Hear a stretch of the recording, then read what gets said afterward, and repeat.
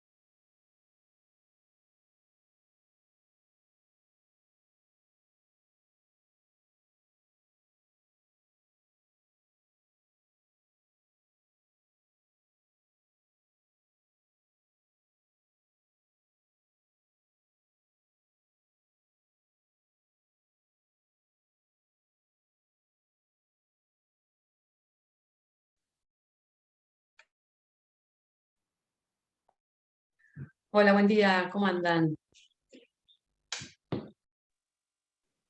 Buen ¿Me día. escuchan? Hola. Hola, Hola, profe. hola. Hola a todos.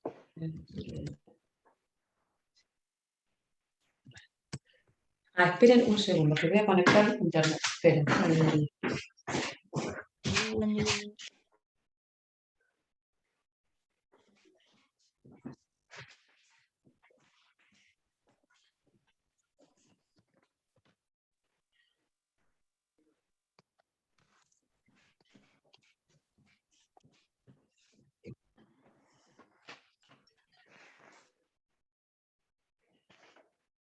que me olvidé, así pongo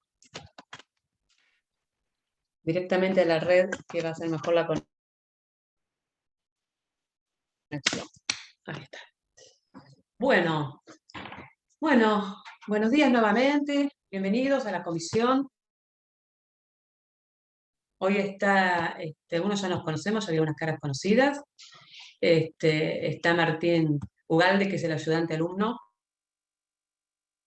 que está sin micrófono, pero bueno, está ahí presente, así que ustedes ya lo conocen de los que cursaron la materia el cuatrimestre pasado y los que no lo tienen en el grupo de WhatsApp. Así que bueno, cualquier cosa, ya tienen el contacto como para poder hacerle cualquier consulta y para los trabajos prácticos, bueno, varias actividades que él hace y que anda muy bien. Bueno, pero vamos a bajar mi teléfono.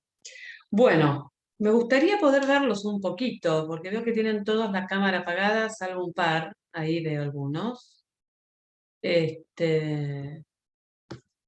Bien. Bueno, esta comisión vamos a tener clase.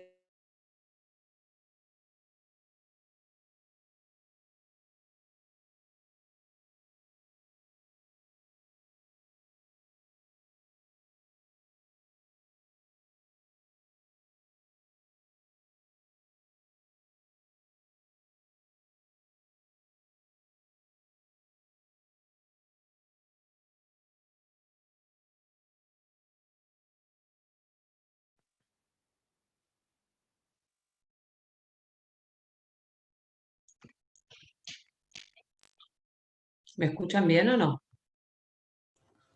Ahora sí. Sí, ahora sí. Ah, sí, porque se había quedado. A ver,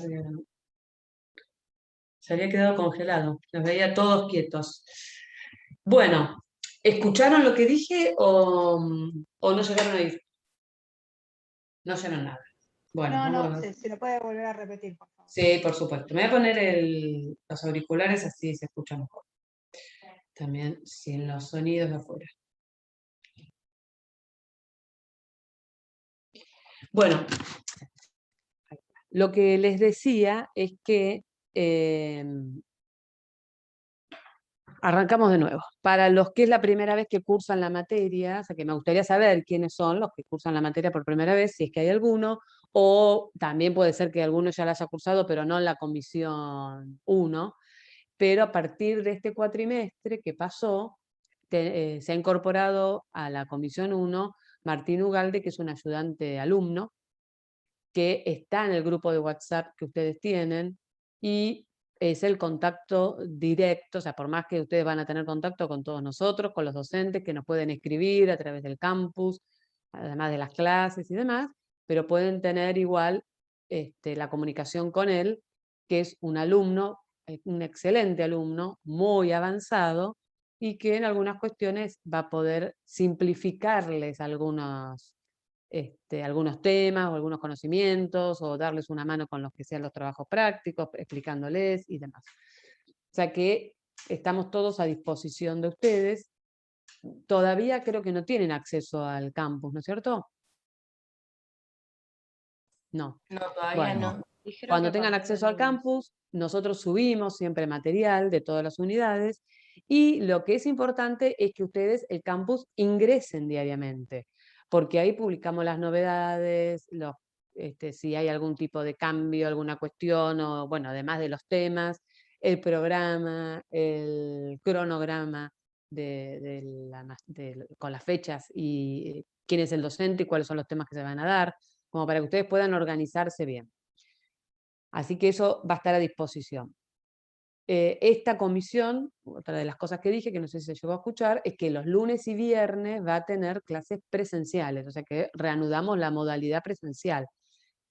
Que la modalidad presencial ya sabemos todos los protocolos que tenemos que cumplir, además de estar, por supuesto, con un tapabocas, que tenemos que tener todo abierto, o sea que bueno, igual ya va empezando la primavera, esperemos, así que váyanse abrigados, y manteniendo la distancia. Bueno, los que quieran hablar, tienen que hablar desde su lugar, no se pueden acercar después como pasa normalmente, que se acercan al escritorio para hacer alguna consulta. Bueno, cuestiones que tenemos que empezar a organizarnos y acostumbrarnos.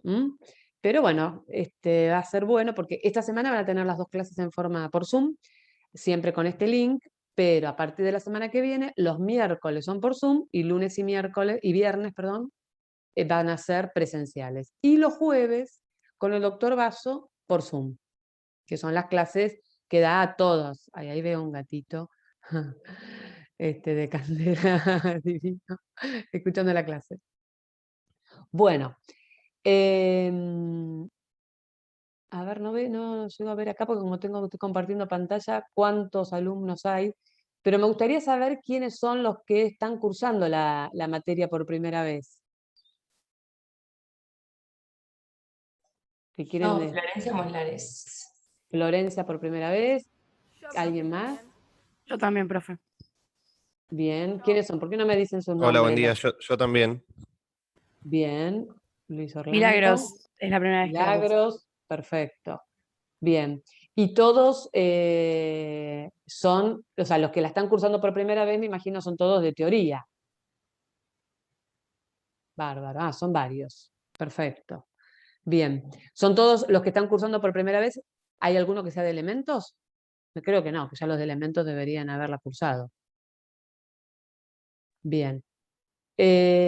Bueno, nosotros el programa de estudio nos vamos a manejar con el que está en el campus. Igual es importante que ustedes puedan, no sé si está abierta la fotocopiadora, me imagino que no, pero que lo puedan imprimir. Tienen que trabajar con el programa en la mano. Ese es un tema importante porque eso les permite mantener una organización con respecto a los temas dados, a los temas estudiados, a los temas que se van a evaluar. Entonces no es lo mismo, y ni hablar para el examen oral, que es el segundo parcial. O sea, la cursada está dada por un examen escrito, un parcial escrito que tiene su respectivo recuperatorio y un parcial oral. Aparentemente el escrito va a ser presencial y por supuesto el oral también. Ya no va a ser por el campus como hasta ahora. Pero como les dije hoy, el campus, es necesario que ustedes diariamente entren al campus a ver si hubo alguna novedad, alguna comunicación, que controlen porque vamos subiendo material. Todo eso lo tienen que tener como un hábito cotidiano. A ver, esperen que miro. Yo estoy con el campus al que ustedes no pueden acceder todavía. Bien, ahí les vamos a subir los trabajos prácticos también. Tienen el foro, y es importante que las preguntas, consultas que tengan, las puedan transmitir en el foro, porque eso ayuda a todos a poder, o sea, porque si el foro ustedes escriben, hacen una consulta, o escribo a un alumno y otro lo lee, y a lo mejor ahí también se da cuenta que tampoco lo tenía muy claro, o que con la explicación del docente se dan cuenta que tenían un error conceptual, o les surge otra pregunta a partir de la explicación del docente. Entonces, es interesante porque el foro es algo donde todos tienen que participar, o todos podemos participar, y son formas de aprender. El cuatrimestre pasado fue bastante triste, les voy a decir, a pesar de todo lo que se trabajó, el resultado no fue bueno. Hubo muy poca participación de los estudiantes en el foro, a diferencia del año 2020. Bueno, este año que estamos empezando a volver a la normalidad, esperemos que sea distinto. Pero tienen que estudiar, tienen que estudiar. Y para los que la están cursando por primera vez, saben que no es una materia fácil, o sea, no es que es muy compleja, porque hay materias mucho más complejas, pero para muchos es, bueno, a ver, ya los de teoría no, porque por lo menos tienen que tener Civil 1 aprobado, ¿no? O sea, que no es la primer codificada, pero sí es la primer codificada de las materias procesales. Entonces, es una cabeza distinta, una interpretación distinta, y es importante que ustedes eso lo tengan en cuenta. Pero la manera es llevando la materia al día. O sea, tienen que estudiar, tienen que leer y tratar de aprovechar a todos los docentes que tienen con las consultas, con las inquietudes, con los temas que no entiendan, o si quieren profundizar en algún conocimiento. O sea, para eso estamos a disposición. Pero después del examen es de ustedes. Nosotros no los desaprobamos. Nosotros reflejamos la nota en base a en base a los conocimientos que ustedes demostraron en el examen. Y ahí se van a dar cuenta a veces que estudian mal, que estudian de memoria, que no interpretan, que no relacionan, o que no estudiaron lo suficiente. No es una materia, no es un parcial que se estudia en una semana. O sea, sí se estudia en una semana, pero después lo desaprueban. Entonces la idea es que sepan, que aprendan. Y si aprenden bien esta materia, después todos los procesales les va a resultar mucho más llevaderos, más sencillos, y bueno, y van como marchando solos. Entonces, traten de tener la materia al día. Nosotros vamos a ver para el primer parcial, lo que les explicaba hoy en algún momento y después no terminé de decirlo, que el programa, nos manejamos con el programa que está subido al campus, que es el de Teoría General del Proceso. Los alumnos de Elementos van a estudiar lo que es Derecho Procesal a través de ese programa, pero se les va a incorporar las unidades de lo que sería el módulo 1 del programa de Elementos de Actuación Profesional, que el módulo 1 van a tener abogado y universidad. Entonces, los alumnos de teoría, exclusivamente el programa tal cual está publicado en el campus. Los alumnos de Elementos, ese programa más el módulo 1 del programa de Elementos. ¿Está claro? Bien, las unidades 1 a 6 inclusive entran en el primer parcial. Que si me esperan un segundo, les voy a decir las fechas, ya también de los parciales. Esperen un minutito, porque esto lo mandó el doctor Basso.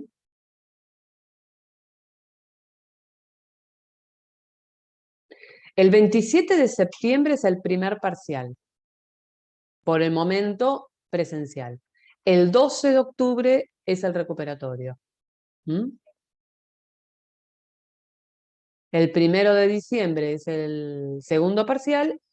Bueno, no sé por qué acá dice el 15, pero en realidad está mal porque como es presencial es a la semana, así que seguramente eso se modificará y va a ser el 8 o no sé, el 9, no sé cómo cae.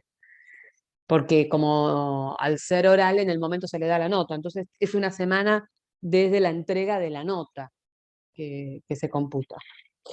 Bien. Material de estudio. Las clases no son material de estudio.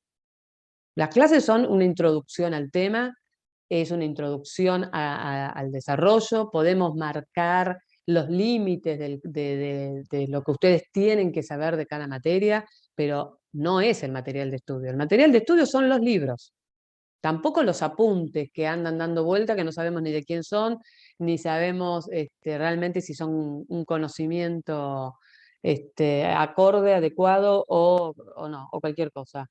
O sea que no hay. Sí, puede ser que sea el 9, sí. Pero bueno, todavía falta. Así que por lo pronto, acuérdense que el 27 de septiembre es el primer parcial y el 12 el recuperatorio. 12 de octubre. Entonces, ¿qué libros? Bueno, tienen infinidad de libros. Tienen el libro de Derecho Procesal, tienen el manual y tienen el tratado de Gossaini. Los libros de Gossaini tienen todos acceso por internet porque están todos digitalizados, o sea que pueden acceder desde ahí. Tienen códigos comentados, tienen el tratado de Derecho Procesal de Arasi, tienen el tratado y el manual de Palacio, o sea, hay muchos libros de Derecho Procesal. Por supuesto que la parte que vemos acá es la parte general y algunas cuestiones más específicas. Hay otros temas que ustedes los van a ver si tuvieran acceso a estos libros en la materia procesal civil, pero no en elementos, no en teoría o en elementos. Pero tienen que estudiar el libro. A veces es cómodo un código comentado, porque el código comentado, ustedes tienen, aparte que tener el código a mano, estudiar del código, leer el código, interpretarlo, y ahí el código comentado ayuda, porque a lo mejor el mismo código nos dice con qué artículos está relacionado, pero ustedes tienen que empezar a tener con esta materia manejo de código.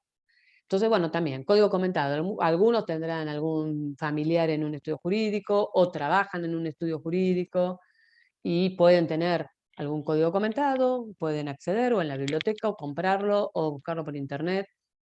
Cada uno sabrá. Pero un código, aunque sea sin comentar, un código tienen que tener.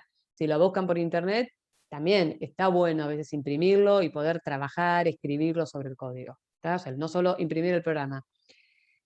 Y el libro hay de lo que quieran. Está el libro de Arasi, que es medio acotado, el manual de Arasi para la materia, bastante.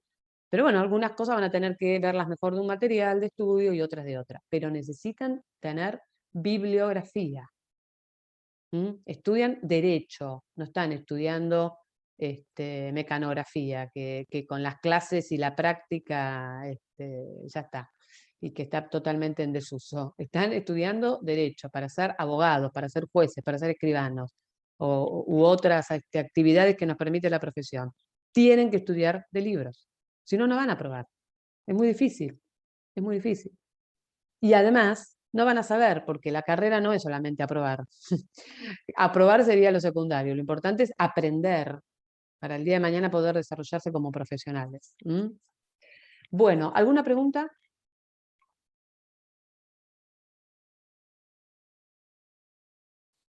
¿Nada? ¿Ninguna consulta?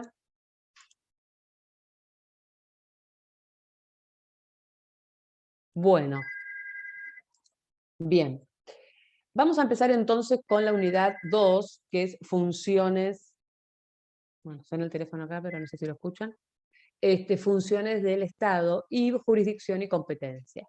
Es una bolilla, una unidad central. No les voy a decir que es divertido, o sea, a mí me gusta, pero bueno, no significa que le tenga que gustar a ustedes. Pero si ustedes no aprenden bien esta unidad, no pueden aprender todo lo que sigue de derecho procesal. Porque las bases para poder iniciar un reclamo ante un conflicto de intereses entre dos o más personas o ante alguna cuestión que requiera de la intervención judicial, la base es entender la jurisdicción y la competencia. Si nosotros no iniciamos un proceso ante un juez competente, el proceso ya tiene un resultado negativo a corto plazo. Entonces, tenemos que entender en qué consiste la jurisdicción y tenemos que entender cuándo un juez es competente para poder entender, no de entender, de comprender, sino para poder actuar. Pasa que también se dice entender. Bien. Cuando hablamos de jurisdicción, obviamente que la jurisdicción es la función jurisdiccional que va a cumplir uno de los poderes del Estado. O sea, ustedes saben que los poderes del Estado son tres: el ejecutivo, legislativo y judicial. El poder legislativo tiene como función propia la función legislativa, que consiste en ¿qué? En dictar normas generales y abstractas de carácter obligatorio. O sea, que estamos hablando del dictado de una ley. ¿Qué significa esto? Que a través de la ley, el Estado regula aspectos de la vida de toda la comunidad o de un grupo de la comunidad, no con nombre y apellido, pero a lo mejor si estamos hablando de una ley vinculada con la adopción, van a ser cuestiones para los que quieran adoptar o sean adoptados, padres adoptivos, hijos adoptados. No va a tener efectos con aquellas personas que no decidan adoptar un hijo o aquellos hijos que no sean adoptados. ¿Se entiende? Por eso uno habla de cierto determinado sector de la comunidad. No es que estamos diciendo a fulano, mengano y menganito. No. Y además la ley tiene un efecto, no tiene un efecto retroactivo, tiene un efecto para el futuro. Es decir, que a partir que la ley entra en vigencia, empieza a ser obligatoria. Y ahí se va a cumplir, pero no va a tener efectos para atrás.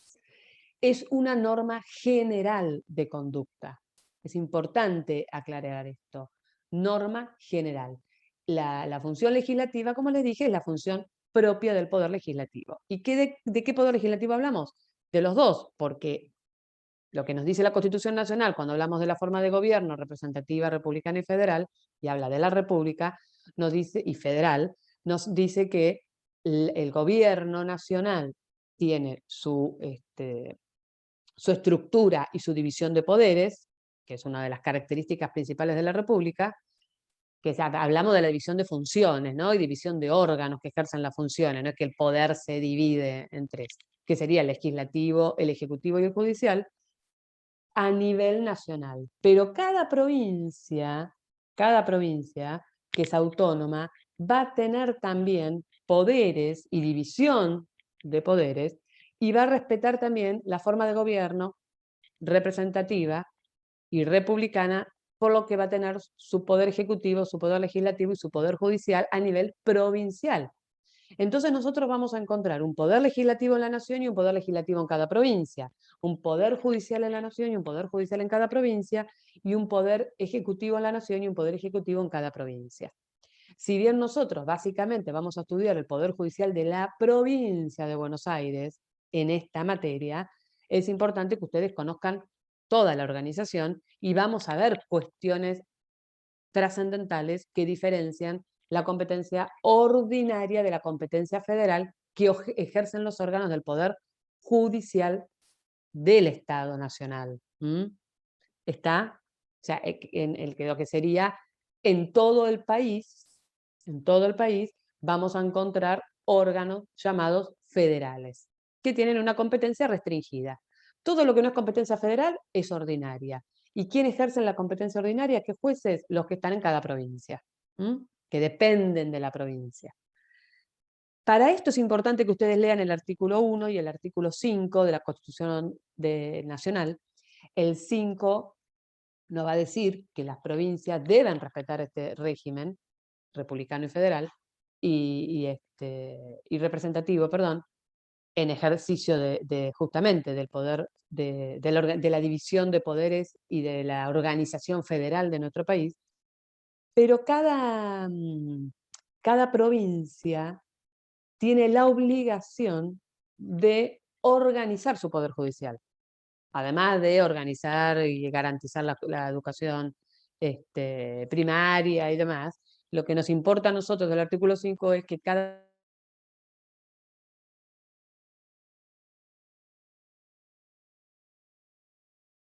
y a través de la ley 5827, que determina cómo se organiza el Poder Judicial de la provincia de Buenos Aires.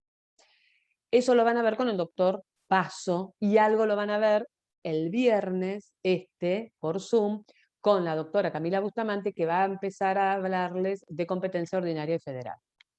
¿Me van siguiendo la idea hasta ahora? Porque estoy como haciendo una cosa un poquito amplia para entrar en los temas. Entonces, no se olviden, tenemos por el régimen, por nuestra forma de gobierno federal, las provincias cuando se unen y conforman el gobierno nacional le delegan a facultades, pero se conservan a otras. Todos tienen que respetar el sistema republicano y representativo. Por ende, la división de poderes o de funciones en legislativa, ejecutiva y jurisdiccional se da en nación y en cada una de las provincias. En nación lo va a organizar la Constitución Nacional y la Ley 48, y tiene su Código de Procedimiento Nacional. Las provincias, como les dije, cada provincia, en nuestro caso, la Constitución Provincial y la Ley 5827, y por supuesto el Código Procesal, que tenemos un Código Procesal para materia civil, comercial, y de familia, un código procesal de materia penal, normas procesales contenciosas administrativas y normas procesales de derecho laboral.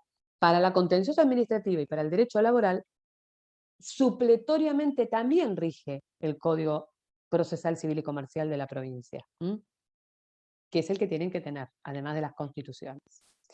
Bien, siguiendo con la división de poderes, nosotros vamos a encontrar que tenemos un poder ejecutivo, que el poder ejecutivo va a cumplir funciones de carácter administrativas. La función de carácter administrativa tiene un carácter residual. ¿Por qué? Porque todo lo que no es dictar normas generales y abstractas, que sería la función legislativa, o sea, la ley, y todo lo que no es función jurisdiccional, que ya vamos a ver qué es función administrativa. Entonces, el Poder Ejecutivo, tanto en nación como en cada provincia, tiene la representación del Estado, el que gobierna, tiene la administración, en el caso del Poder Ejecutivo Nacional, la administración general del país, cumple funciones a nivel también legislativos. O sea, vamos a ver que tiene infinidad de funciones. O sea, no la vamos a ver, la saben ustedes porque esto es otra materia, pero ustedes saben que es muy amplia la función administrativa. ¿Y cómo la representamos? A través de los distintos ministerios que dependen del Poder Ejecutivo, que es lo que se llama administración pública. Entonces, si nosotros hablamos de la universidad depende del Ministerio de Educación, de la Nación, de la Universidad Nacional de Mar del Plata, por ejemplo.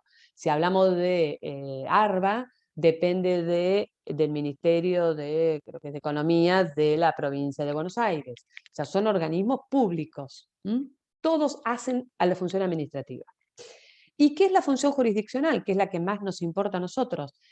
Es la función que, por supuesto, cumplen como función propia el Poder Judicial, tanto en la nación como en las respectivas provincias. ¿Y en qué consiste? Podemos decir que la función jurisdiccional es un poder-deber. Creo que si lo tengo... Ahí está, así lo pueden ir viendo. Es un poder-deber. ¿Quién tiene este poder-deber? Bueno, varios órganos del Estado, pero fundamentalmente el Poder Judicial, que es el que ejerce como función propia la función jurisdiccional. Vamos a ver después si hay funciones combinadas o no. ¿Y en qué consiste este poder? Pero primero, ¿por qué es un poder deber? Es un poder porque es una facultad, es una prerrogativa que tienen los jueces, pero a la vez tienen el deber, porque ustedes saben que la justicia por mano propia está vedada. O sea, nosotros no podemos hacer justicia por mano propia. Pero entonces el Estado nos tiene que garantizar el acceso cuando tenemos un conflicto para resolver. Por eso los jueces, o el Poder Judicial, tiene también el deber de resolver el conflicto que se le presenta. ¿Y eso qué significa? Que si el juez fuera incompetente, por ejemplo, no lo tiene que resolver igual, no. Ese juez podrá decir que no, pero lo podrá resolver otro. El tema siempre va a tener una posibilidad de acceso jurisdiccional. ¿Está claro? Bien, entonces, ese poder-deber, ¿en qué consiste? Fundamentalmente, cuando hablamos de jurisdicción, el poder-deber significa resolver conflictos suscitados entre dos o más personas. Es decir, resolver conflictos intersubjetivos, conflictos entre sujetos. Pero cualquier conflicto, no. Aquellos conflictos intersubjetivos de intereses, o sea, que tengan intereses encontrados, dos o más personas, pero que tengan relevancia jurídica. O sea, no un conflicto sobre, si tenemos conflicto porque no me escuchan bien, porque se me corta, porque tengo mal internet, eso puede generar un conflicto, pero eso no tiene relevancia jurídica. Ahora, si a partir de este conflicto alguien presenta una nota quejándose de mis clases y a mí me perciben en la facultad porque doy malas clases, porque tengo mala conexión a internet, bueno, ahí se va a generar sí un conflicto de relevancia jurídica. Porque ya ahí va a entrar la norma, eso me va a generar alguna consecuencia, un antecedente, la posibilidad de un reclamo, de una revisión. ¿Entienden la diferencia? O sea, el conflicto, los humanos vivimos con conflicto, lamentablemente, pero forma parte de nuestra naturaleza el conflicto. Pero cuando ese conflicto tiene una relevancia, tiene un aspecto jurídico a resolver, ahí entonces podemos llevarlo al Poder Judicial para que lo resuelva. ¿Está claro? Ahora, ese Poder Judicial, además de ser un órgano del Estado, que va a depender, que en este caso sería el Poder Judicial de la provincia de Buenos Aires, que cumple esta función, va a tener una gran particularidad, que es ser un tercero imparcial. O sea, la persona que resuelve el conflicto, para que la función jurisdiccional sea plena, tiene que ser ajeno, tiene que ser objetivo, tiene que ser imparcial. Si no lo es, no hay un debido proceso. Se están violando las normas y las garantías constitucionales y establecidas también a nivel internacional, no solamente nacional, de lo que sería el debido proceso, que ya veremos más adelante, pero una es la necesidad de un juez que sea imparcial. Por ende es que si participara de un proceso un juez que tiene un interés con alguna particular en el resultado del proceso, o que tiene un vínculo con alguna de las partes, a favor o en contra, pero que se pueda temer, no les digo que sea parcial, que se tema que pueda llegar a ser parcial en algún momento es un motivo suficiente para poder recusarlo o que él se excuse, es decir, que se aparte, pero como está el Poder Judicial debe resolvernos el conflicto, se sorteará otro. Como cuando dijimos hoy, si depende quién es el juez competente, si uno no es competente, iremos a otro. Pero el conflicto, el Poder Judicial lo tiene que resolver. ¿Está claro? ¿Alguna pregunta hasta ahora? Pueden habilitar el micrófono si alguien tiene algo para decir. Bueno, díganme si está claro, aunque sea. Sí, está claro. Gracias, gracias. Sí, Lucio. Disculpe. Buenísimo, hacer una sí, pregunta. decime. Por supuesto. Había dicho, en justicia federal lo regulaba, aparte de la Constitución, la Ley 48. Mirá lo vieja que es. La Ley 48. Y en el caso de la provincia, Ley 5827, aparte de la Constitución La provincial. Constitución de la provincia, o sea, tiene su base en la Constitución Nacional, ¿no? Lo que les dije, el artículo 1, el artículo 5, y a partir de los artículos 121, que son todos los que hablan de la organización de los gobiernos provinciales. Después, específicamente, la Constitución de la provincia de Buenos Aires y la Ley 5827, que se modifica permanentemente. Por ende, les recomiendo que esa la busquen por internet, en una página oficial donde de la provincia, ¿no? Donde van a tener las últimas actualizaciones. Ahí en esas cosas los puede ayudar también Martín, cuando tengan dudas para poder encontrar cierto material o de acceso a cierto material de estudio o legislación. Bien, a ver un segundo. Ah, perfecto. Ahí me dice Martín que después pasa el link al grupo para que vean cómo pueden hacer para bajar las normas. Entonces, este juez, que va a ser un tercero imparcial, que tiene el deber y tiene la potestad de resolver el conflicto de intereses de relevancia jurídica, para poder resolverlo va a tener que aplicar las normas al conflicto, al proceso que se inicia cuando se le plantea el conflicto. ¿Qué normas? Tanto las normas procesales, que son las normas de forma, la que determinan cómo va a ser el procedimiento, cómo es el trámite, cómo se inicia, cuáles son los requisitos, quién es el juez competente, cómo se notifica de esto el demandado, qué facultades tiene, cómo puede contestar, cómo el juez va a resolver, cuáles son los plazos. Todas esas normas procesales, que son las que estudiamos en esta materia, pero también va a aplicar la norma de fondo para resolver el conflicto. Y cuando hablamos de la norma de fondo, hablamos de la ley que rige la materia, que puede ser el Código Civil y Comercial de la Nación, pero también va a aplicar la doctrina al respecto sobre determinado tema, la jurisprudencia y otras fuentes del derecho que, a medida que ustedes van estudiando las materias, o sea, ustedes siempre que estudian una materia en la facultad ven las fuentes, cuáles son las fuentes. Entonces están las fuentes del derecho civil, las fuentes del derecho procesal. Bueno, acá vamos a estudiar las fuentes del derecho procesal, que eso lo van a ver el lunes en la clase presencial con la doctora Luisina Santiago, van a empezar a ver fuentes. Ya les paso todo el cronograma de esta semana. Miércoles y viernes, miércoles por Zoom, viernes presencial, van a tener las 2 días clase con el doctor Espinosa, que van a empezar con la bolilla 1, los otros puntos que no sean fuente. Entonces el juez tiene que aplicar todas esas normas, procesales y sustanciales, normas de forma y normas de fondo, para resolver. ¿Y cómo resuelve? A través del dictado de una sentencia. La sentencia es una norma individual de conducta. Después vuelvo a eso. Lo importante de esa sentencia es que en algún momento, cuando se vencen los plazos para apelarla o cuando las partes la consienten, expresa o tácitamente, cuando se agota la vía recursiva, cuando las partes la consienten en forma expresa o tácita, adquiere la calidad de cosa juzgada. Es decir, que esa sentencia que declara el derecho de las partes va a ser obligatoria e inmodificable para las partes del proceso. Y si estableciera una obligación de dar, hacer o no hacer, y el obligado no la cumple efectivamente, puede ser ejecutada. Es decir, que podemos lograr el cumplimiento forzado de esa obligación. ¿Quién? El acreedor, que puede ser el actor, que obtuvo una sentencia favorable, donde condenan al demandado al cumplimiento de una obligación, le da al juez un plazo, el demandado no lo cumple, y el actor pide el cumplimiento forzado. ¿A quién se lo pide? Al mismo juez que dictó la sentencia, que es el juez competente. O sea que ahí tienen ustedes todo un resumen de lo que es la jurisdicción.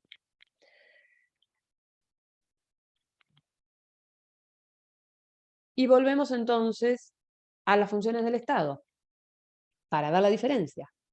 La función legislativa nos da como resultado la ley, norma general de conducta. La función jurisdiccional nos da como resultado una sentencia, norma individual de conducta. Es lo mismo que una ley, pero ¿para quiénes es obligatoria? Exclusivamente para las partes del proceso, no para otros. Salvo excepciones que vamos a ver cuando hablamos de los procesos, pero eso lo vamos a ver más adelante, de procesos de incidencia colectiva o procesos colectivos que puedan tener, sí, un efecto expansivo, erga omnes, como puede ser una ley. Como regla, la sentencia es una norma individual. Entonces, fíjense ustedes que como la función del Estado legislativa da como resultado una norma general de conducta, la jurisdiccional también da como resultado una norma, también obligatoria, pero individual, con efectos para las partes del proceso. ¿Está? ¿Está claro? Sí. Perfecto. Volvemos entonces, después seguimos con jurisdicción, pero volvemos entonces a lo que es la función legislativa. La ley es una norma general de conducta abstracta y...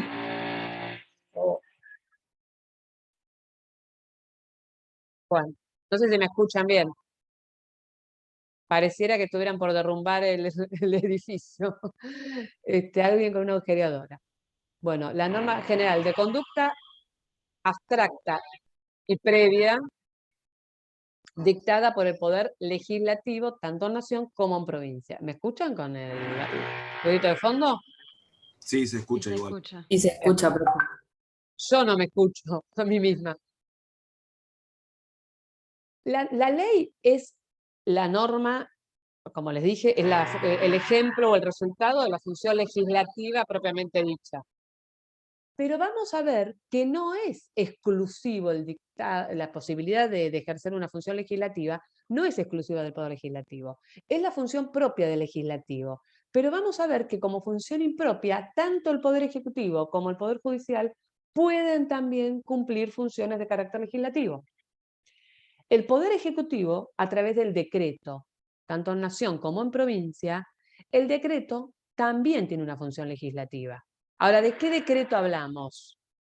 Del decreto de necesidad y urgencia, no del decreto reglamentario, son distintos.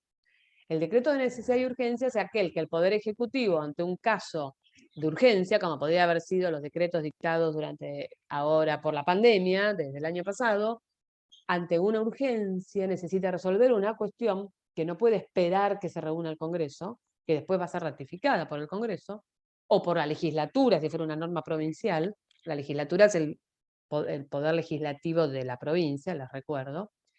Ese decreto tiene una base legislativa, porque es una norma general de conducta. Abstracta,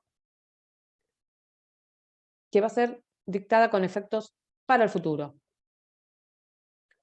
El decreto reglamentario no es función legislativa, porque lo que hace el Ejecutivo con el decreto reglamentario es sentar las bases para que empiece a tener eficacia la ley y pueda implementarse y se pueda aplicar.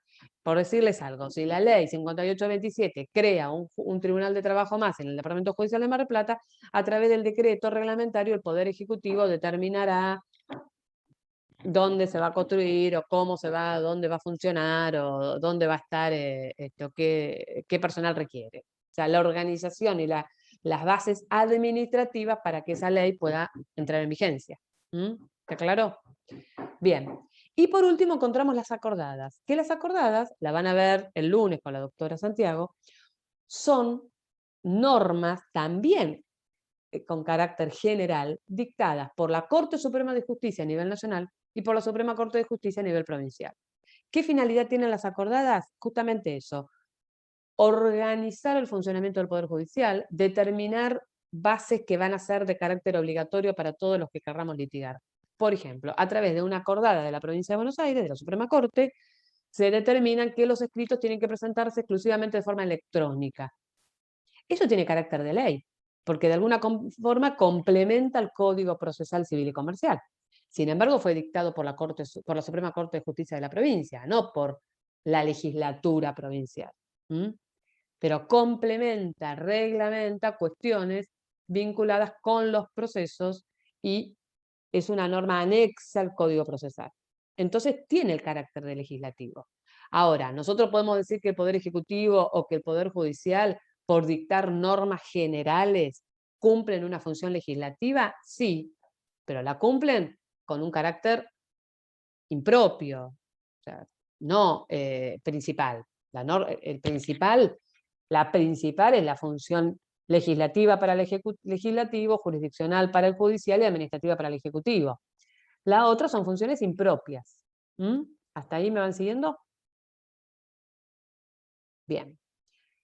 La función jurisdiccional. La función jurisdiccional dijimos que es el resultado de la función jurisdiccional, es una norma individual de conducta, o sea que es particular, va destinada a las partes del proceso, con nombre y apellido identificadas perfectamente, va a ser posterior a la situación que se quiere reglamentar, no como la ley que es anterior, porque la sentencia está resolviendo un conflicto que pasó antes. La ley va a tener efectos para el futuro. Es concreta y es complementaria, y va a ser dictada por el Poder Ejecutivo. Esa sentencia, que es una norma individual de conducta, es el resultado de la función jurisdiccional. El Poder Legislativo también cumple una función de carácter jurisdiccional. ¿Cuándo? Cuando realiza un juicio político. El juicio político es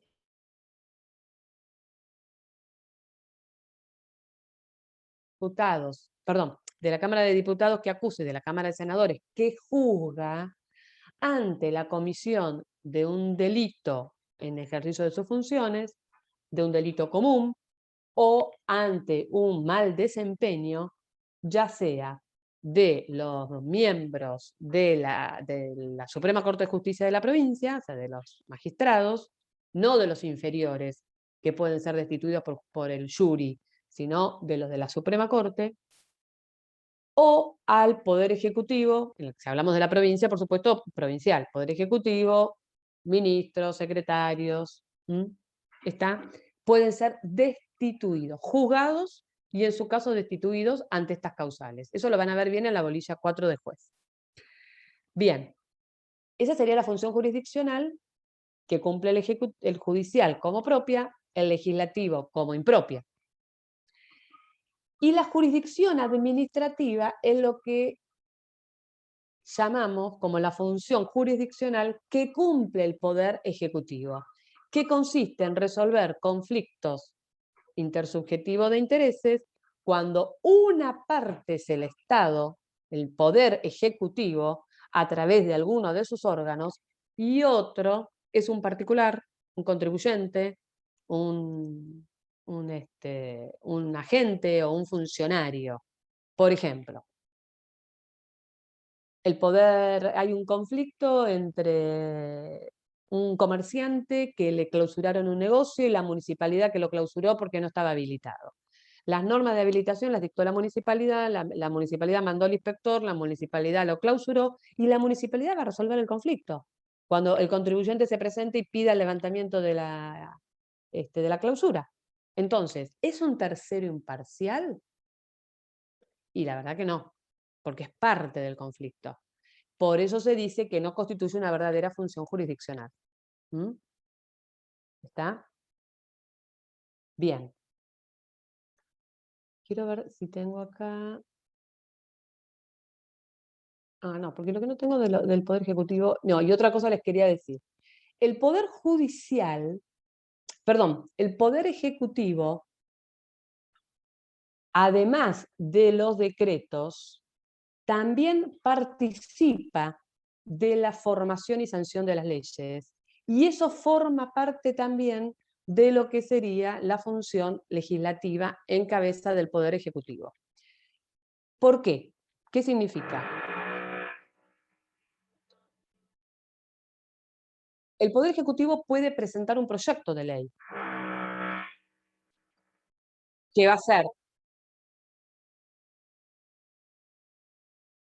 analizado y en su caso aprobado y convertido en ley por las cámaras. Y además, una vez que las cámaras vayan a sancionar una ley, o sea que las dos cámaras de diputados y senadores aprueban una ley, pasa al Poder Ejecutivo y el Poder Ejecutivo será el encargado de promulgarlas o en su caso vetarla. Si no estuviera de acuerdo con la ley, la puede vetar en forma total o parcial. No es fácil dar la clase así, les digo. Pero bueno, si ustedes escuchan, avanzo. Esta participación que tiene el Poder Ejecutivo en la formación y sanción de leyes conforma también la función legislativa.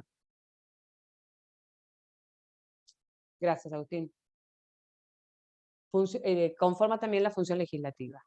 Su participación en la formación y sanción de leyes hace también a la función legislativa impropia que tiene el Poder Ejecutivo, además de dictar los decretos.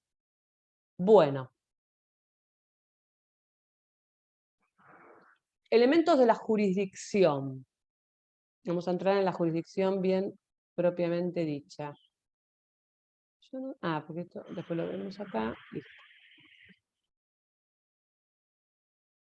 Cuando hablamos de la función jurisdiccional, o sea, yo les di la noción, les di el concepto y con ese concepto les di muchos elementos. Pero los podemos simplificar, esto lo tienen está en el libro de Arasi, en distintos elementos que conforman la función jurisdiccional plena. Y si no lo digo, háganme acordar que les hable de la función jurisdiccional que cumplen los árbitros. Primero, la notio. La notio es la posibilidad que tienen los jueces, cuando se les presenta el conflicto, de tomar un conocimiento pleno de esto a través de las pretensiones que plantean las partes en la demanda, en la contestación, o a través de una denuncia, si estuviéramos hablando de una cuestión penal. Es decir, que la notio es la posibilidad que tiene el juez de tomar conocimiento del conflicto que se les presenta para su posterior resolución. La vocatio es una potestad que tienen los jueces que hace a la función jurisdiccional de poder determinar cargas a las partes para que éstas comparezcan en juicio a ejercer sus derechos. Y les va a dar un plazo y los va a notificar. Y ese plazo va a empezar a correr a partir de la notificación. Por ejemplo, una parte presenta la demanda, se inicia un proceso, es un reclamo, y el juez, luego de controlar determinadas cuestiones y ver si es competente, que no existe un elemento que tenga que excusarse, si está todo en condiciones, va a tener por iniciado el proceso y va a correr traslado de la demanda al demandado y le va a dar un plazo para que la conteste. Que si hablamos de un proceso civil y comercial de conocimiento, puede ser normalmente sumario u ordinario, generalmente, si fuera sumarísimo serían 5 días, si no, si es ordinario son 15, si es sumario son 10 días hábiles siempre. Es decir, que al correr el traslado del juez al demandado y fijarle un plazo, está estableciéndole una carga. Es una carga que surge del proceso, pero el que la implementa a través del vocatio es el juez. Entonces, ¿qué va a decir? Corra ese traslado de la demanda al demandado por el plazo de 10 días, notifíquese. A partir del momento que el demandado recibe la cédula, tiene 10 días para contestar esa demanda. ¿Y qué pasa si no la contesta? Pierde el derecho a hacerlo, con todas las consecuencias legales que eso conlleva. Que ya el derecho lo perdió, no va a ser sancionado, porque vamos a hablar de una carga procesal, no de una obligación, no se le va a imponer una multa, pero no va a poder ejercer los derechos cuyo plazo haya operado si no fueron ejercidos en tiempo y forma. ¿Está? Esto conforma la vocatio. El juez le da un plazo y le pide que comparezca y ejerza su derecho de defensa, bajo apercibimiento de quedar en rebeldía y de perder el derecho a hacerlo, por ejemplo. ¿Está claro? La coertio, ya ahí estamos hablando de la posibilidad de la utilización de la fuerza pública, que también lo tiene el juez. ¿Y para qué? Para lograr el cumplimiento de las medidas que ordene. Ya no estamos hablando acá de una notificación de demanda cuando hablamos de la coertio. Estamos hablando, por ejemplo, si hubiera, ¿se acuerdan cuando yo les dije al principio que la jurisdicción, el juez a través de la jurisdicción dictaba una sentencia, podía establecer una condena, y si no se cumplía con la obligación que surgía de la sentencia, a través de la fuerza podía lograr un cumplimiento forzado? Bueno, que eso lo vamos a ver, eso sería la executio propiamente dicha, pero forma parte de esto también la coertio en determinadas otras cuestiones que el juez puede aplicar a través de la fuerza pública, lograr el cumplimiento de sus decisiones. Por ejemplo, citar a un testigo.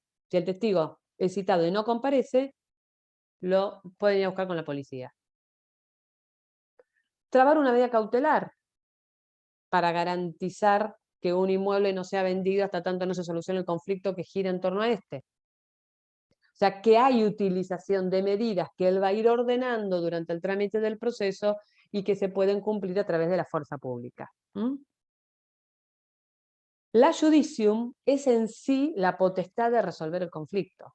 A través del dictado de la sentencia, que es esa norma general individual de conducta, que va a adquirir la calidad de cosa juzgada.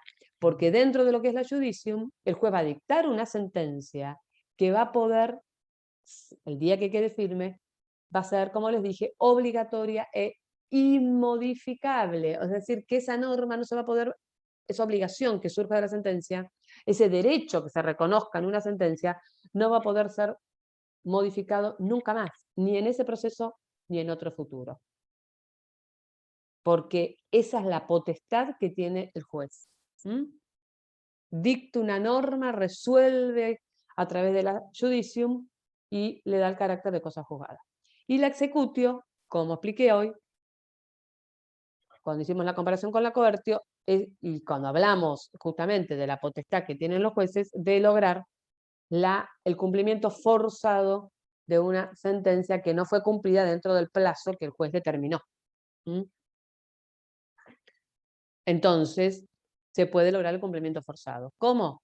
Bueno, si la persona no quiso firmar una escritura cuando vendió la propiedad, el juez la ordena al escribano que la haga, como si la firmara el juez. Si no se cumplió una obligación, le puede embargar un bien, ordenar la subasta, y del producido de la subasta recibe el actor el dinero que se le debe. Y si sobra algo, se lo devuelve al demandado. Por ejemplo. Bien.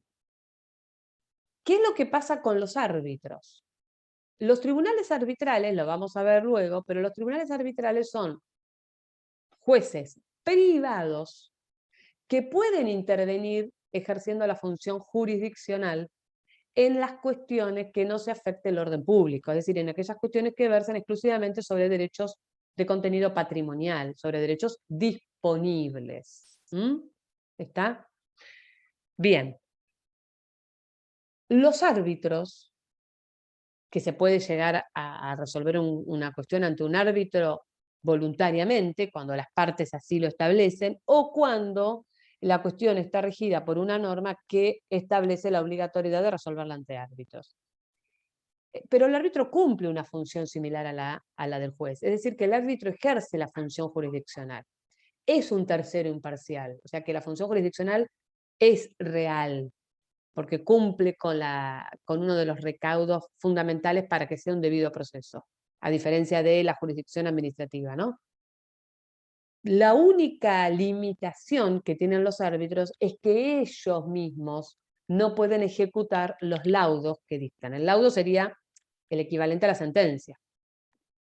La norma individual de conducta que resuelve conflicto equiparable a una sentencia que dictan los árbitros se llama laudo. Es lo mismo que una sentencia. El laudo, al igual que la sentencia, puede ser ejecutado, pero no se puede ejecutar ante el mismo árbitro. Se debe ejecutar, o sea, lograr el cumplimiento forzado ante el juez, que es el que sí tiene la executio. ¿Está entendido? O sea, la función jurisdiccional es plena porque ese laudo es lo mismo que una sentencia. Pero ellos carecen del imperium, carecen del executio. Ellos mismos, el propio tribunal arbitral, no puede ejecutar sus sentencias.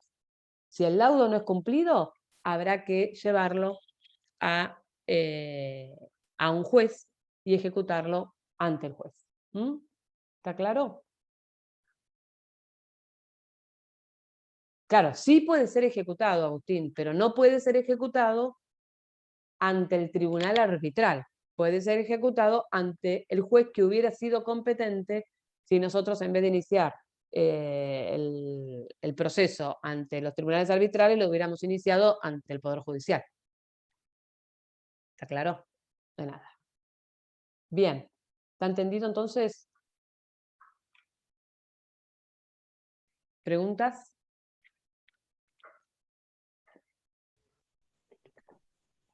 Entonces, profe, los árbitros tienen todos los elementos de la jurisdicción menos executio. ¿Está bien decir eso? Exactamente. Sí, Bien. exactamente. Bueno, muy bien.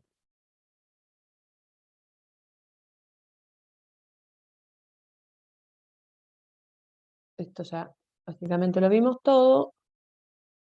La jurisdicción la vimos toda. Y miren, acá yo les hice un cuadrito sobre la jurisdicción arbitral. Los árbitros son jueces privados, ejercen la función jurisdiccional delegada por el Estado a favor de estos terceros jueces privados, siempre que el conflicto, que la cuestión no afecte al orden público. Es decir, que no puede versar sobre derechos indisponibles, solamente sobre derechos disponibles que puedan ser objeto de transacción. No sé si ustedes ya tienen alguna obligación ya aprobada. Si lo tuvieran aprobada, saben lo que es la transacción y saben que siempre hablamos de los asuntos que puedan ser objeto de transacción o no. Porque, ¿qué significa en la transacción? Con la transacción es un acuerdo en el cual hay renuncia de derechos. Hay derechos que son irrenunciables.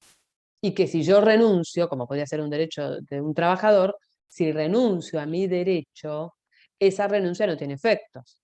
O sea que si yo renuncio, pero luego hago un reclamo judicial, el reclamo va a prosperar, o puede prosperar. En cambio, si yo renuncio al derecho a cobrar una suma de dinero que a mí me deben por una compraventa, y firmo algo que renuncio al derecho a cobrarla, no la puedo cobrar en el futuro, porque es un derecho disponible, entonces mi renuncia tiene efectos. ¿Qué derechos pueden ser sometidos a árbitros? Exclusivamente los disponibles, es decir, que son exclusivamente de carácter patrimonial, que puedan ser objeto de transacción. Bien. Para que actúe la jurisdicción arbitral, tiene que haber un sometimiento a árbitros, es decir, un acuerdo de partes de someterse al tribunal arbitral. O, como les dije, una norma a la cual ellos les resulta obligatoria que lo establezca. Si no, no puede una parte voluntariamente iniciar un proceso ante un árbitro si no hay una cláusula arbitral o un compromiso arbitral previo. Lo regula el Código de Procedimiento Civil y Comercial, pero además puede haber normas que dicta el mismo tribunal arbitral, pero siempre respetando los principios que establece el Código, que es el que crea la competencia arbitral. Y si bien es una verdadera función jurisdiccional, como les dije hoy, carece de imperium. Y el conflicto es resuelto por un laudo. El laudo, que es equiparable a la sentencia, es ejecutable y adquiere una vez firme la calidad de cosa juzgada. Es decir, que es obligatorio e inmodificable.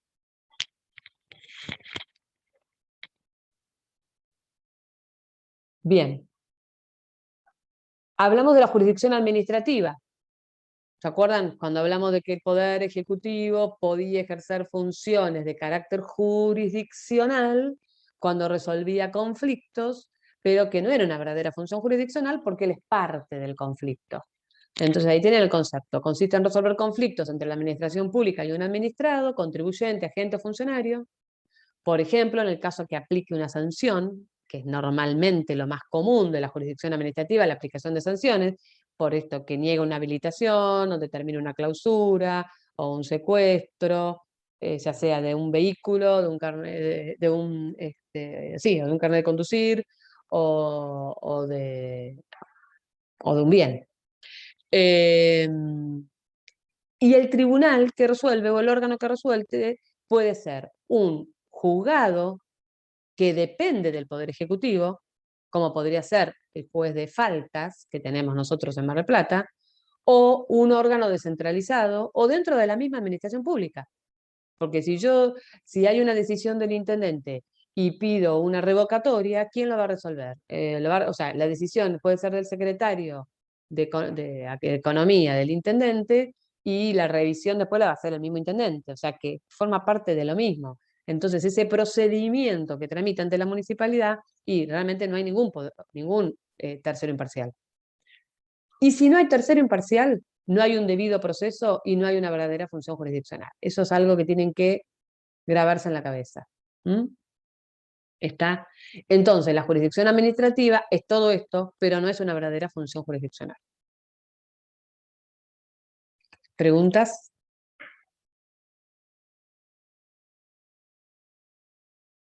Bien.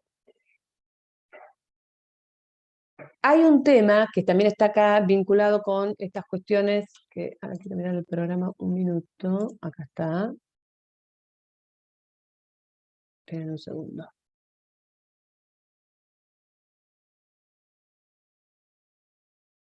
Bueno, acá lo que vimos es el punto 1, ¿no? De jurisdicción.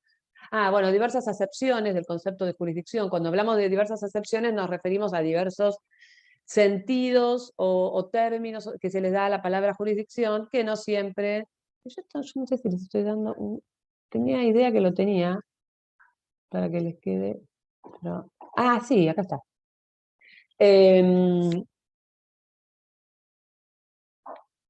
¿Qué significa diversas acepciones? Porque esto la otra vez hubo algunas preguntas que me hicieron en alguna de las cursadas, no me acuerdo qué comisión fue, y ahí me da la pauta que no entienden qué significa diversas acepciones. Diversas acepciones significa diversos conceptos, diversos sentidos, diversos alcances que se le da a una palabra. Es decir, la palabra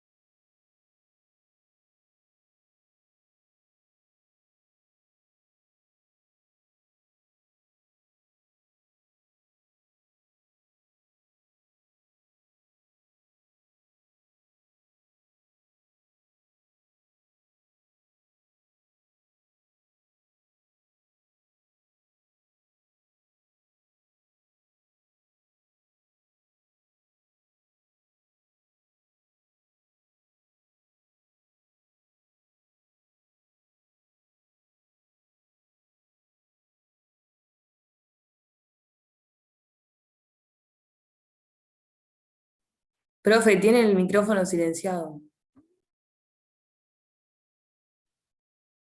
Gracias. Bien. Que no te pregunto cómo hacían para estar en 2 clases simultáneamente, prefiero no saber. Que me dice Valentín que estaba en 2 clases y se cortó. O sea, que se ha cortado en toda la facultad, ha sido un problema de la facultad, se ve. Bueno, llegaron a escuchar entonces lo que significa diversas acepciones, ¿no? Bien. Entonces,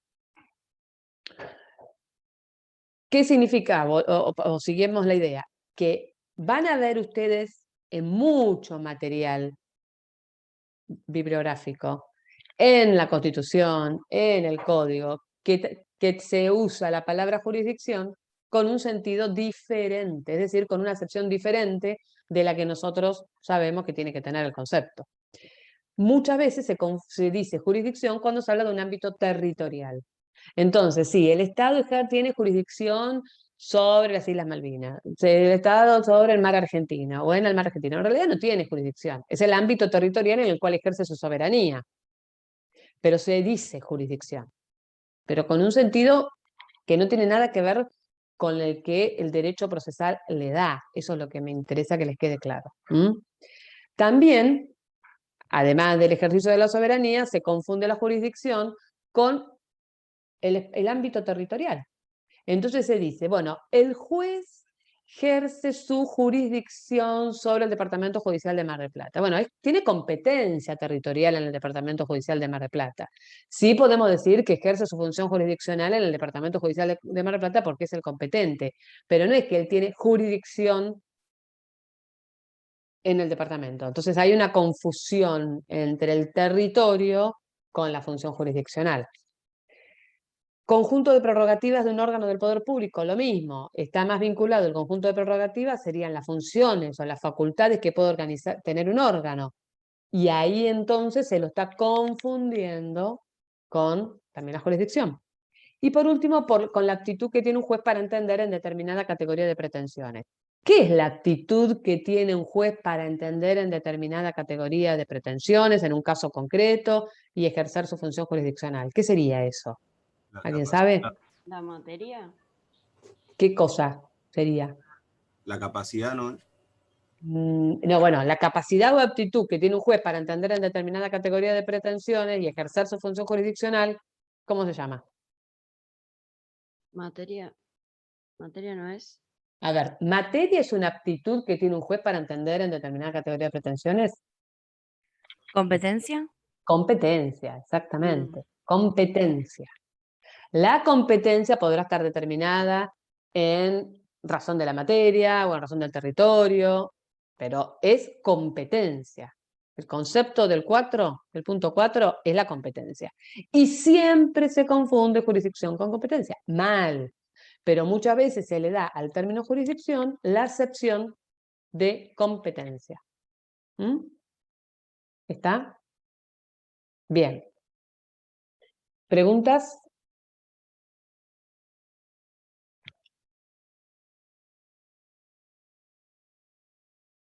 Bueno, para avanzar un poquito más con el tema 2, y ya vamos terminando, el tema 2 de la unidad 2, ¿no?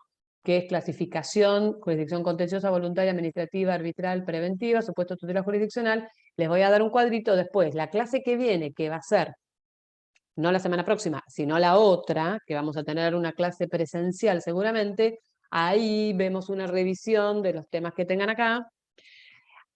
Yo subo normalmente en un material de Alvarado Belloso sobre jurisdicción y competencia, que está bueno, pero que tiene una concepción bastante particular, o sea que está bueno, pero no coincidimos en todo lo que dice Alvarado Belloso, tenemos a lo mejor otra mirada del derecho procesal, pero es bueno para que ustedes lo lean, lo estudien y lo comparen con otra bibliografía, ya sea Gossaini o Palacio o Falcón o Arasi. Bien, ¿alguna pregunta? Mi consejo,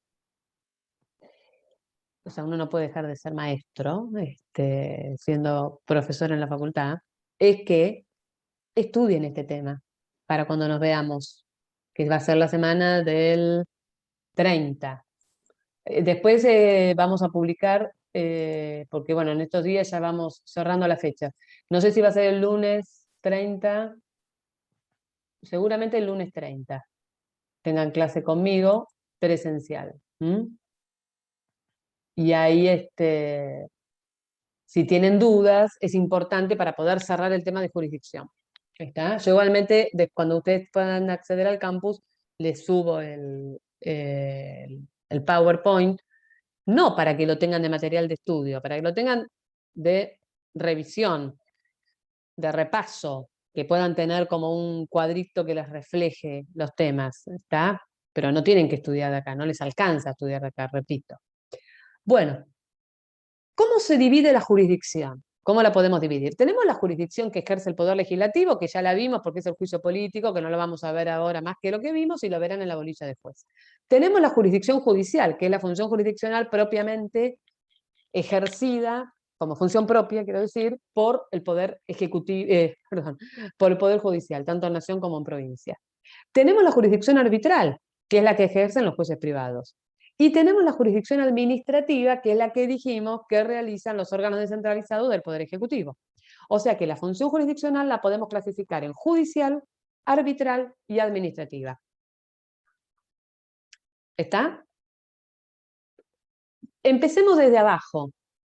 Jurisdicción administrativa ya vimos por varios lados que es ejercida por los órganos descentralizados del Poder Ejecutivo a través del Tribunal de Cuentas, del Juzgado de Faltas, y no es una verdadera función jurisdiccional porque carece de tercero imparcial. El ejemplo del Juzgado de Faltas es el más claro de entender. Seguramente ustedes no han tenido nunca ningún problema, estudiantes de Derecho deben respetar las normas, pero ustedes saben que si una persona conduce con alcohol en sangre y le hacen un control de alcoholemia, les van a secuestrar el auto, ¿no? ¿Y quién lo resuelve? O si estacionan en un lugar prohibido, o si estacionan en un lugar medido sin tarjeta. ¿Quién resuelve? ¿Dónde van ahora a buscar eso? Al juez de falta. El juez de falta. Exactamente. ¿Y de quién depende el juez de falta? Del poder de la municipalidad. No integra el poder judicial. Integra la municipalidad, el poder ejecutivo municipal. Entonces, el juez de falta, lo mismo si me clausuran una obra en construcción y va a ser el juez de falta donde voy a tener que presentarme. Después, una vez agotada la vía administrativa, puedo ir a la justicia. Pero mientras esto funciona en la vía administrativa, es lo que se llama jurisdicción administrativa. Y la jurisdicción administrativa no es una verdadera función jurisdiccional. Una vez que se agota la vía administrativa y yo voy al Poder Judicial, ahí el Poder Judicial podrá ser contencioso administrativo. Y será uno de los tantos órganos, que es el contencioso administrativo, que resolverá un conflicto entre administración pública y un particular. Pero ese juzgado contencioso administrativo que depende del Poder Judicial es un tercero imparcial. Ahí sí, pero ya no hablamos de jurisdicción administrativa, hablamos de jurisdicción judicial. ¿Está claro?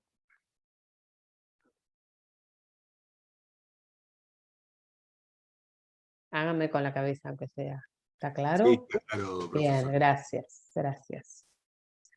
La jurisdicción arbitral, ya la vimos, ejercida por jueces privados, árbitros en cuestiones que versen sobre derechos disponibles mediante un acuerdo previo de sometimiento a arbitraje. Ya vimos. Y la jurisdicción judicial, que es la que nos importa. ¿Cómo se puede dividir? Primero, la jurisdicción judicial propiamente dicha, que es la contenciosa, que es la que tiene la facultad de resolver conflictos intersubjetivos de intereses, y es lo que vimos cuando hablamos del concepto de jurisdicción. Es la función propia del Poder Judicial, consiste en el poder deber de resolver conflictos de relevancia jurídica en carácter de tercero imparcial. Esa jurisdicción contenciosa, a su vez, de acuerdo a la materia, la podemos dividir en contenciosa administrativa, cuando el conflicto es de derecho administrativo y una de las partes es la administración pública provincial, y la otra un tercero, un ajeno, un particular, que va a ser competente los jueces contenciosos administrativos. La jurisdicción contenciosa puede ser en materia civil y comercial, y van a ser competentes los jueces civiles y comerciales en razón de la materia. La jurisdicción contenciosa puede ser de materia penal o de materia laboral. O también la jurisdicción judicial contenciosa puede ser de cuestiones que afecten al Estado Nacional, donde se aparte el Estado Nacional o donde se den los supuestos contemplados por la Constitución Nacional en el artículo 116 y en el 75 inciso 12, que van a ver el viernes. Por lo tanto sería competencia, jurisdicción judicial federal, no provincial. Porque hablamos de competencia federal, no ordinaria, que es la que tienen las provincias, sino la que tiene la justicia federal, que está en todo el país distribuida, por todo el país. Y convive con la ordinaria, que es la de las provincias. ¿Está? Bien. Esa jurisdicción contenciosa, entonces, es la función jurisdiccional propiamente dicha. Ya volvamos ahora a la provincia de Buenos Aires. ¿Cuál sería la oposición a la contenciosa? La jurisdicción voluntaria. ¿Y qué es la jurisdicción voluntaria? La jurisdicción voluntaria es una función propia que ejercen los jueces a través de procesos, pero que no consiste en resolver conflictos intersubjetivos de intereses. Consiste en dar efectos jurídicos, dar eficacia a determinadas situaciones o relaciones, o modificar una situación jurídica. Por ejemplo, queremos rectificar una partida de nacimiento de un familiar porque queremos hacer los trámites de ciudadanía y resulta que figura que fulano se llama, en un lado figura Antonio y en otro figura Antonino, porque nació en Italia. Pero es la misma persona. Entonces podemos hacer una rectificación de una partida. Ahí hay conflicto. Bueno, sí, para mí es un conflicto porque yo quiero obtener la nacionalidad italiana y el consulado me la rechaza porque no coinciden los nombres. Pero no es un conflicto intersubjetivo de intereses, de relevancia jurídica. Yo lo que necesito es una cuestión administrativa. En vez de pedirle al registro de las personas que conforma el Poder Ejecutivo que me rectifique la partida, que la modifique, lo pido al juez. Porque ya pasó por mucho tiempo, por los motivos que sean, ya lo tengo que hacer vía judicial. Entonces el juez, a través de un proceso voluntario de rectificación de partida, la va a rectificar. ¿Por qué es voluntario? Es una buena pregunta, está bastante mal llamado. En realidad la jurisdicción voluntaria es lo que llamamos jurisdicción no contenciosa, porque tienen pretensiones extracontenciosas. Es una función del Poder Judicial, es competencia de los jueces porque la ley determina que estas cuestiones las tengo que manejar ante los jueces. Pero los reclamos no son pretensiones para que condenen al otro, son peticiones extracontenciosas. Por eso las partes, actor y demandado, acá, que no hay, porque hay un solo, se llaman peticionarios o peticionantes. Y por otro lado no es voluntaria, porque la realidad es que no tengo otra forma de hacerlo que no sea a través de un proceso de estos. Por eso se dice que es una función de carácter administrativo que cumple el Poder Judicial. ¿Está? Otro ejemplo sería cuando yo quiero hacer un cambio de nombre, una inscripción tardía de nacimiento, una persona que por algún motivo no la inscribieron, una adopción, un divorcio entre las partes como un trámite administrativo donde no hay conflicto. Bueno, me caso en el registro civil o registro de las personas, o sea, sería registro civil y capacidad de las personas, y me divorcio ante el juez. Pero la realidad es que no hay conflicto, es un trámite administrativo. Entonces, la jurisdicción administrativa, la jurisdicción voluntaria es una clasificación de la jurisdicción, pero no es una verdadera función jurisdiccional. ¿Está entendido? Hoy les di material para que tengan para entretenerse. Y por último, y vamos a cerrar acá, y la clase que viene vamos a hacer una revisión de esto, y lo que tenemos que ver también es cómo se controlan los poderes, el sistema de control recíproco, que queda pendiente, para que me lo recuerden. La jurisdicción preventiva, que la acción preventiva en realidad está regulada, incorporada en nuestra normativa por el artículo 1711 del Código Civil y Comercial de la Nación. Y la finalidad que persigue es la prevención del conflicto. Bueno, Martín es un apasionado de la materia y está muy bien en estar en porque si no, no es un apasionado de esta materia, no puede estar formando parte de los docentes de la materia. Pero bueno, ojalá les guste. Entonces, ¿cuándo se da la acción preventiva? Una parte puede iniciar un proceso ante un juez cuando a través de una acción de una persona, a través de un acto de una persona que está la posibilidad de que se genere un daño o está dando la continuidad a un daño ya generado o se va a agravar ese daño, o cuando ante una omisión también ocurre, por supuesto que tiene que ser contrario a la norma, o sea que es antijurídica. Entonces, a fin de evitar ese daño o lograr el cese del mismo, tenemos esta acción preventiva. Y los jueces, o sea, las partes deben justamente lograr la prevención del daño. Entonces, pero además de esto se da como una acción autónoma. Yo puedo iniciar un proceso con esta finalidad.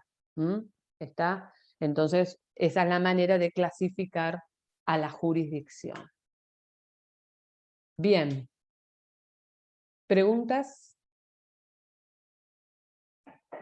Y nos quedan los supuestos de tutela jurisdiccional. Nos quedan algunas cositas, pero bueno, básicamente igual yo lo que quiero es también como hacer una revisión de esto.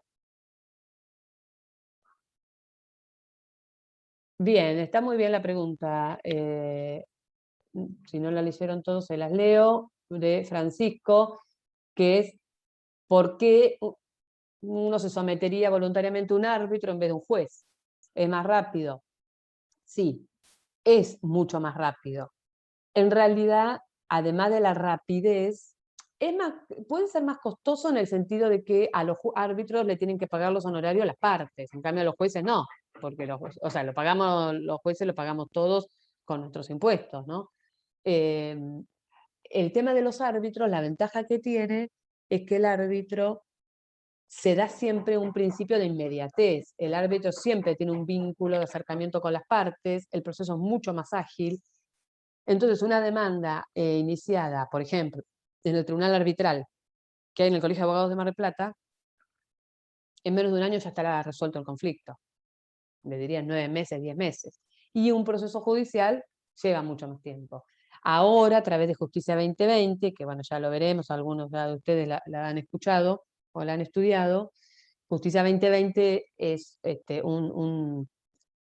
una decisión tomada a nivel gubernamental y a través de la Suprema Corte de Justicia a partir del año de 2012, que determina ciertos cambios a través de las facultades que tienen los jueces dentro de un proceso para darles una posición más activa dentro del trámite, donde tenga mayor vínculo con las partes, donde pueda ordenar la producción de prueba. Entonces, ahí vamos a ver que se da una mayor inmediatez y una mayor celeridad a los procesos. Pero no obstante eso, llevan 2 o 3 años mínimo. Entonces, a través del proceso arbitral se logra una resolución mucho más rápida, muchísimo. Y además que los árbitros por lo general son colegiados, o sea que tenemos 3 árbitros y, bueno, sí llaman audiencias, tratan de conciliar a las partes y se va a dar todo o sea, el proceso está mucho más aceitado y es rapidísimo. Esa es la ventaja. ¿Está? Bien. ¿Alguna otra pregunta?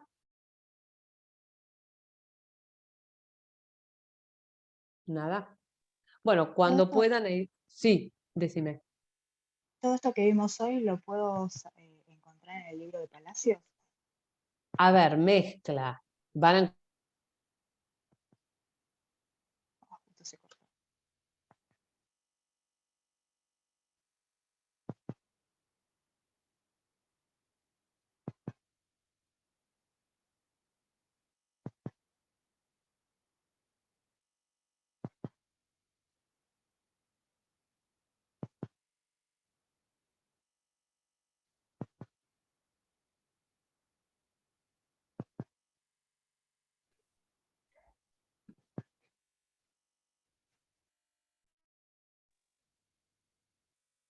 Por eso les digo que busquen también el de Gossaini, porque ahí van a tener esta actualización y lo tienen por internet, está digitalizado. Cuando tengan acceso al campus van a tener acceso al material y por supuesto pueden hacer las preguntas por el foro que quieran. Y si no, nos estaríamos viendo en principio el lunes 30. ¿Está? ¿Profe, me escucha? Sí, medio bajo, pero te escucho. ¿Podría repetir lo que le contesté a la compañera porque se me cortó? ¿De los libros? Sí. Que lean del material de Alvarado Belloso y lean también de, si tienen Palacio, digo, es el maestro del derecho procesal, es importante empezar a tener un contacto con el libro de Palacios, pero que miren también en el link, a través del link que pueden conseguir, si no lo tienen, algún material de Gossaini, que en algunas cuestiones tiene actualidad en determinados temas. Entonces, bueno, entre todos se van complementando. Si ustedes me dicen un libro que reúna todo, sí, puede ser Palacio, pero bueno, yo creo que tienen que estudiar, leer cosas de otros materiales. Ahí dice Martín que después les va a pasar el tratado de Gossaini al grupo por el link. Ahí tienen muy buen material de estudio. Y el tratado es nuevo, es un tratado que sacó el año pasado. Así que bueno, eso sería. Bueno, un placer. Saludos y que tengan una buena semana. Y nos vemos entonces el lunes de la otra. Estamos en contacto. Chao, profe. Chao. Chao, profe. Buen día para todas y todos. Chao. Chao, chicos.